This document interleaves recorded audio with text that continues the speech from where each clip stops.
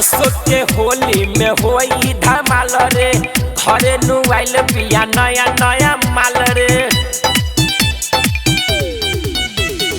अशोक के होली में होई धमाल रे घरे नुआइल पिया नया नया माल रे। लाल पर रंग यसो महारत के पौआ प्यास के करा हो अरे हमरे नुबा भैया के साले आइल गौआ रंगे लहंगा लखनऊआ। भैया के साली आइल गौआ रंगे लहंगा लखनऊआ।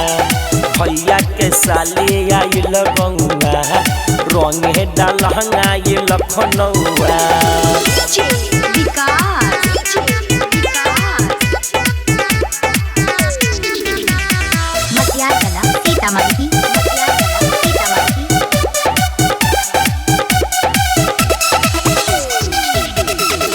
आगे से आई हम पीछे से आई है हम लगाई यार तू हो लगई है पता न चले के हो के बतई है रंग गुलाब लेके मौका न गमई है तू बहिन के बाहेटी चुके जौआ प्यास के करा हो अरे हमरे नुबा भैया के साले आइल गौआ रंगे लहंगा लखनऊआ।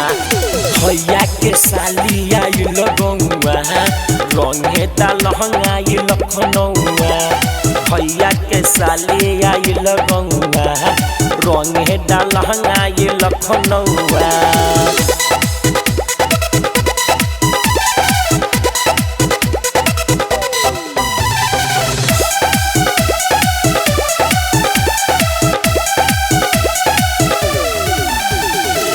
आजू के दिन यागब करहन छोड़ब धोरी में पीच करिए से कोरब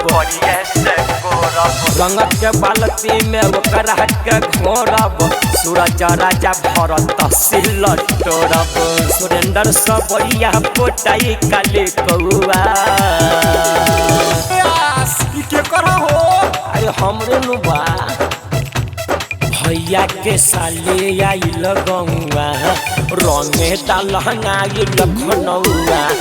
भैया के साली आइल गौआ रंगे लहंगा लखनऊआ।